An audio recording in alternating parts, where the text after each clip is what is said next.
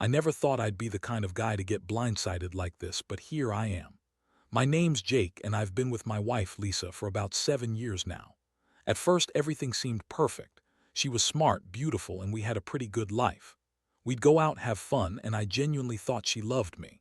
But gradually, small cracks started to show. She'd be on her phone more often, hiding her screen when I'd walk into the room, and she'd get defensive when I asked about her day. I brushed it off at first. Women can be secretive sometimes, right? Maybe I was overthinking it. But then I started noticing things that didn't sit right. She'd leave her phone in the bathroom while she showered, which I never saw her do before. And once I caught her deleting messages, something about a guy named Tyler. I didn't know who that was, but the way she acted afterward, nervous and trying to change the subject, made my gut tighten. I kept my eyes open more carefully. I saw her texting late at night. I'd hear her giggling in the bathroom when she thought I was asleep. It felt weird, like I was losing her even when she was right there next to me. Then the week before I found out the truth, she was acting strangely. She snapped at me over small things, accused me of being paranoid when I asked about her whereabouts. One night I came home early from work, and the house was dead silent. When I checked her phone lying on the kitchen table, there were dozens of messages with Tyler, all flirty, some downright provocative. I saw pictures, too, semi-naked selfies, the kind women send when they're trying to turn someone on. My stomach dropped. I couldn't believe it. My wife, the woman I trusted, was cheating on me. Right there in my own house with someone she told me was just a friend she was working with. I felt my world tilt. The anger boiled up fast, but underneath that, I felt a crushing sadness. This wasn't just about betrayal. It felt like my entire life was built on a lie. I kept thinking about the times we'd had sex, the laughs, the plans for the future, all of it suddenly meaningless. I wanted to lash out, yell, smash things, but I knew I had to keep a cool head to figure out my next move. I didn't want to jump to conclusions just yet, but the proof was there. And so that night, I stayed up, staring at her messages, trying to process what I'd just uncovered. The next morning, I woke up feeling like I'd been hit by a truck. My mind kept circling around the images I saw last night. Her suggestive messages, the photos, the way she texted Tyler like they were having some secret affair. I was mad, hurt, and honestly a little numb. I didn't want to wake her up right away. I needed to think. But I knew I couldn't keep lying in bed pretending everything was okay. When she finally rolled out of bed, her hair a mess and her eyes still tired, I looked at her differently. She sensed it too. There was this tension in the air. She tried to act normal, like nothing had happened. "Morning," she said, trying to sound casual. I just nodded, not trusting myself to speak yet. I needed to see her reactions, to gauge how much she still thought she could get away with. I decided to confront her. I calmly asked about her relationship with Tyler, about the messages I found. She rolled her eyes at first, brushing it off like I was overreacting. "You're always so paranoid," she snapped. "It's nothing, just some stupid flirty stuff. It's not a big deal." Her tone was dismissive, almost bitchy. I could tell she was lying, but I wanted her to admit it outright. I pressed her again, and her response was even more defensive, saying I was insecure, accusing me of spying. But I knew better. I had seen the proof. She tried to deny everything, but her voice cracked when I mentioned the photos. That's when her facade started to slip. "It's just sex," she said, shrugging. "It's not like I love him or anything. It's just sex, Jake. You're making a bigger deal out of it than it is." I felt my blood boil, that word sex, like it meant nothing. To her, it was just a game, a way to mess with my head. I looked at her and thought, how could she lie so easily? How could she be so casual about betraying me? I was furious, but I held my ground. I told her I wasn't stupid and that I knew this wasn't just about sex. I was hurt, betrayed, and I didn't know if I could ever trust her again. Her reaction. She got defensive, calling me insecure, saying I was overreacting, that I needed to chill out, that she was just having fun and it didn't mean anything. But I could see the venom behind her words. She was trying to make me doubt myself, to gaslight me into thinking I was crazy. I knew then that this wasn't going to be easy to fix, if it could be fixed at all. That day, I felt like I was walking on broken glass. I watched her go about her day like nothing was wrong, but inside everything was crumbling. I couldn't shake the feeling of betrayal, the way she lied to me so effortlessly like I was some fool. I realized I had to do something, but I wasn't sure what yet. Should I confront her more, leave her, or maybe do something more surprising? I was angry enough to do anything, but I knew deep down this was just the start of a much darker game. That evening I couldn't keep pretending everything was fine. The weight of what I'd discovered was pressing down on me harder than ever. I needed a plan, something to shake her up, to make her realize I wasn't going to be played for a fool. I started thinking about all the ways I could get revenge, but I didn't want to jump into anything reckless. Still, the betrayal had cut too deep, and I was done playing nice. I spent the night going over every detail in my head, trying to figure out how I could turn this around. I knew I wasn't just going to walk away. I wanted her to feel the pain she'd caused me. I decided I would use her own game against her, be smarter, more ruthless. I started collecting evidence, taking screenshots of her texts, saving all the proof I had of her lying. I wanted her to see I wasn't just some clueless husband. No, I was going to make her regret everything. The next day, I bought a couple of hidden cameras and a voice recorder. I set them up in the house, knowing she'd slip up again. I also started working on a plan to confront her in a way that would hit her where it hurt. Maybe I'd tell her I knew everything, or maybe I'd let her think she was getting away with it for a little longer. I wasn't quite sure yet. I just knew I had to be prepared for whatever she threw at me next. While I was setting everything up, I kept feeling this surge of anger mixed with a strange sense of calm. It was like I had finally found the edge I'd been searching for. I wanted her to face the reality of what she'd done, see her own lies, hear her own voice trying to dismiss me. I knew her type, bitchy, manipulative, good at twisting stories. But I was determined to stay one step ahead. I wasn't going to let her control this, not anymore. Over the next couple of days, she kept acting like nothing was wrong, but I could see the tension simmering underneath her sharp words and dismissive attitude. I knew she felt it too. She was trying to cover her tracks, but I was ready for her. The plan was simple. I'd keep the evidence hidden until the right moment, then lay everything out in front of her. I wanted her to see, in black and white, how little she cared about my feelings. I wanted to watch her squirm, to see her face when she realized I wasn't the naive fool she thought I was. And honestly, part of me was just aching to make her pay, to make her understand the damage she'd done.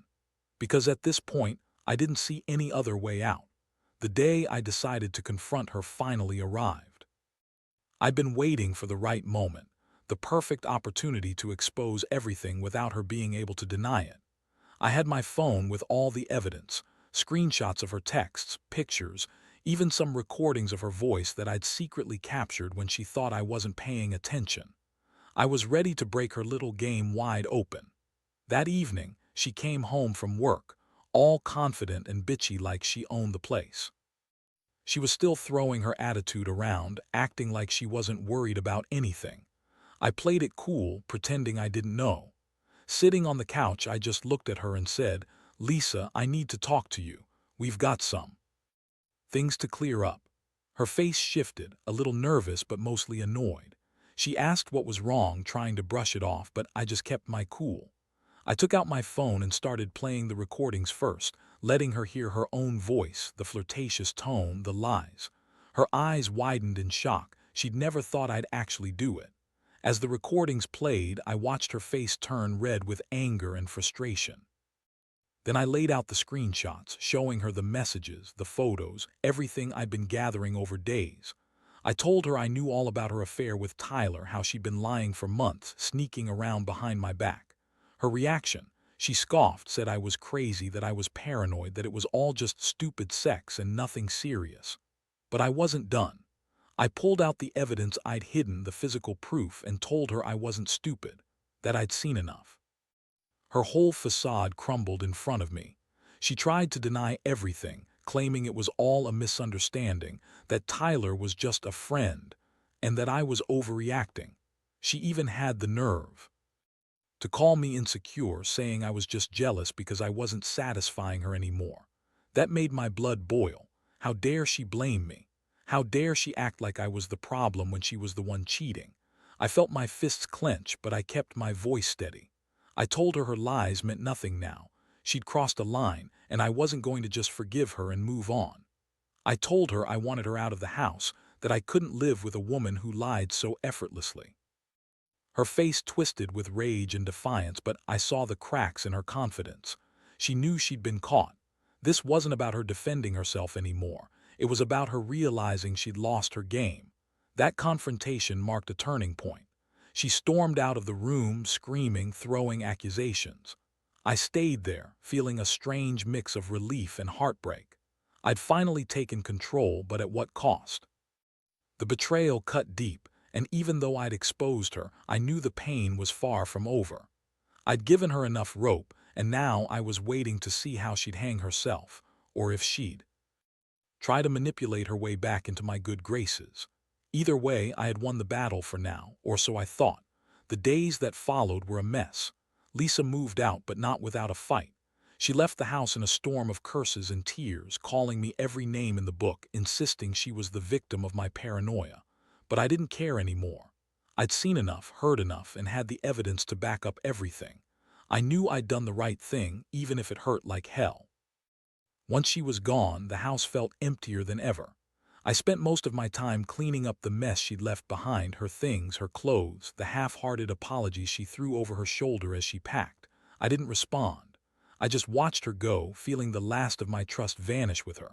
It was like losing a part of myself. I'd trusted her for years, and she'd thrown it all away for some stupid sex with Tyler. It was a brutal wake-up call, one I wouldn't forget. I threw myself into work to distract myself, but the pain kept sneaking in. I kept replaying. Every moment, the lies, the sneaking around, her bitchy attitude whenever I called her out. It all hit me hard.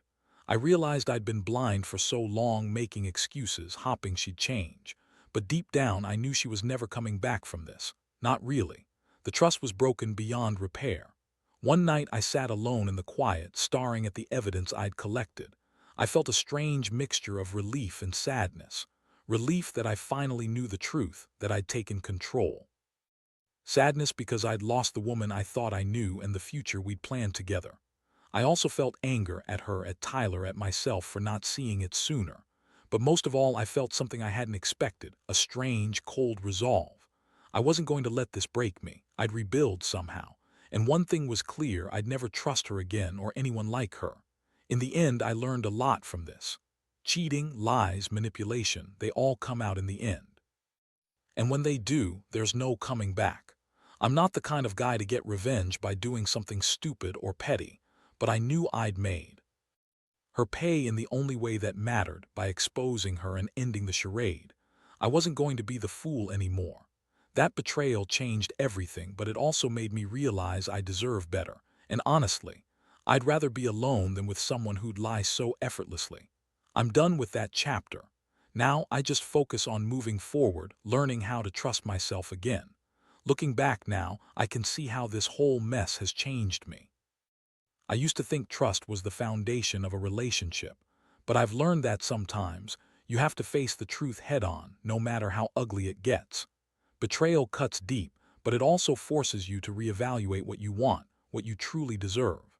I won't lie, I still feel the sting of her lies, the betrayal that shattered the image I had of us. But I also feel a strange sense of liberation. I'm finally free from the illusion that everything was perfect. The biggest lesson I've learned is that people's true colors come out eventually.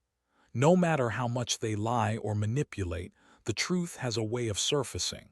And when it does, you have to be ready. I realized I'd been blind for too long, making excuses because I didn't want to see what was right in front of me.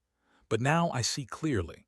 I know I deserve honesty, loyalty, and respect, things she was willing to throw away for a fleeting moment of pleasure with Tyler. In the end, I'm not angry anymore. I'm hurt, yes, but I'm also grateful. Grateful that I found the strength to confront her, to see her for what she really was, and to finally walk away. I don't regret what I did. I only wish I had seen it sooner. Because maybe, just maybe, I wouldn't have wasted so much time on someone who didn't value me enough to be honest. If there's one thing I want anyone reading this to take away, it's this: trust your gut. Don't ignore the signs, no matter how small they seem. And if you find yourself in a similar situation, don't be afraid to confront it. You might lose someone, sure, but in the end you'll gain your dignity, and that's worth more than any apology or excuse. So here I am, single, a little wiser and more cautious about who I let into my life. I don't know what the future holds, but I do know I'm better off without her. That betrayal taught me that you can survive the worst kind of heartbreak, and sometimes it's what you need to grow stronger. I'm moving on, one step at a time, knowing I've faced the truth and I've come out the other side. That's all that matters now.